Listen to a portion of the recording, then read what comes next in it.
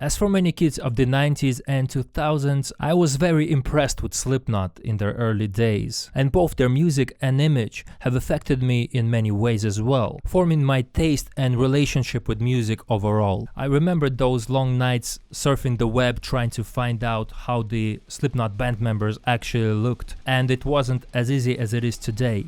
And when I found one of the pictures that said, "This is Corey Taylor," I was like, there's no way he looks like that. Doesn't look cool enough, you know.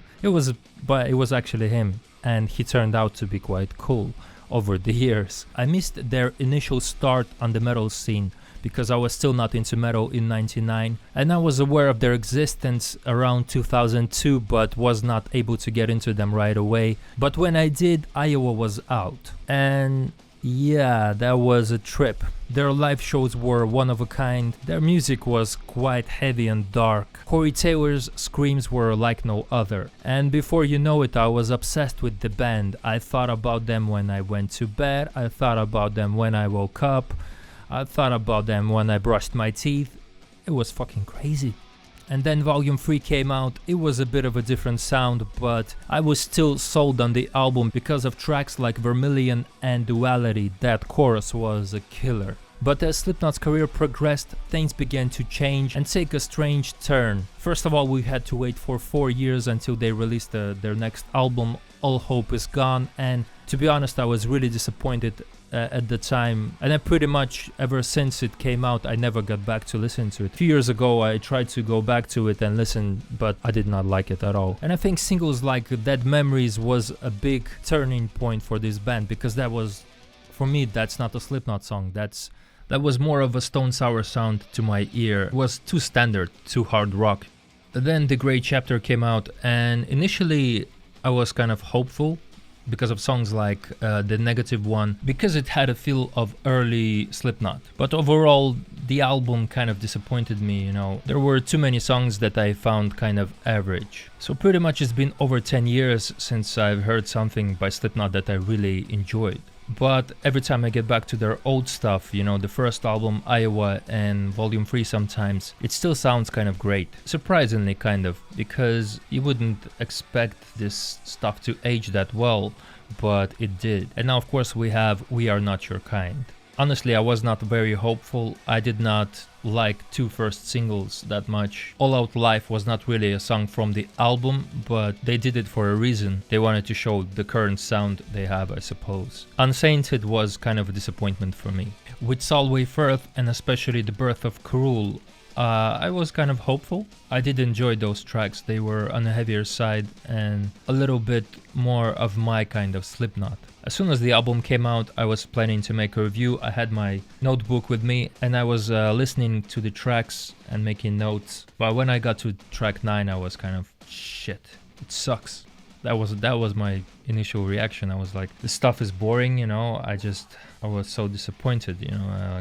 This I'm not doing the review, and I did not read other reviews. I just, you know, had a glimpse. I see like that it's generally positive, so I decided to give it a listen the next day, and it got a lot better, to be honest. Yeah, to me the album sounds very inspired by their own style of their first two albums, especially the way the choruses sound in terms of this exchange of clean singing and screams. It sounds very reminiscent of Iowa especially, and it has some elements of Volume 3 as well, with having elements of thrash and a bit of death metal to their sound. But overall, it's kind of its own thing. Track Nero Forte probably has the best riff since 2004, for sure. This is the best guitar riff they had in ages.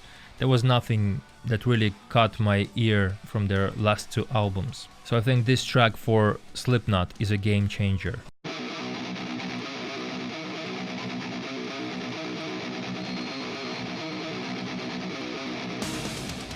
A Liar's Funeral is also a very strong track and has an interesting structure and delivery overall. They also experiment with tracks like Spiders and My Pain. I wouldn't say that it's something groundbreaking or anything, but I guess it's a little bit different for Slipknot to do. I'm not a big fan of these small interludes, but I guess I wouldn't say that they heard the album all too much. And important to note that Corey's voice sounds great on this album in comparison to what we have been getting from him since 2004, I guess. All Hope Was Gone had some good vocals on it, but it lasted only on the album. It did not really translate that well to their live shows. Of course, it's too soon to say how Corey is gonna last throughout this tour and the cycle of this album. If you've been on my channel for some time, you probably know that I have a series called Voices, and there will be a continuation for Corey Taylor since we have a new album out, and I will talk about his voice in more detail. It's really good to hear him sound great on the album, but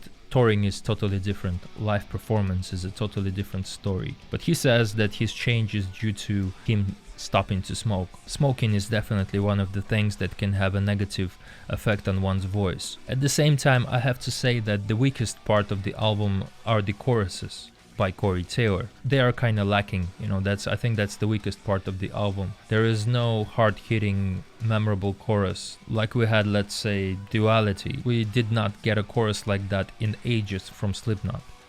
So to me it seems like it's a return of the band. Musically speaking, they did get big, everybody knows that, but musically they have been lacking with their new stuff, but they have been growing regardless, and I think a lot of reasons for that are their new fans. I think their new fans appreciate their new sound more than old school fans do, probably. And most of the people that used to listen to them back in the day are not into this band as much. But I think this album might change that. I don't think that will be the case for me because my experience with the band was back in the day, and I think I got out of them what I wanted, what I needed, musically speaking, emotionally, whatever. Today I just appreciate them for being around and still trying to produce music, and I'm really glad that this one worked out for them. It's been overall a tremendous year for metal, and I think that Slipknot contributed to that in a big way with this album. It's overall good to see people being a bit more excited about the band than we were in the past 10 years or so, regardless of all the hardships they had in recent years. Also, because of Tortilla Man, there is some mystery back to the band,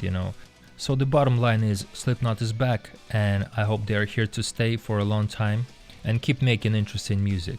Leave a like, subscribe if you are new, let me know what you think of Slipknot in 2019. Take care, and until next week.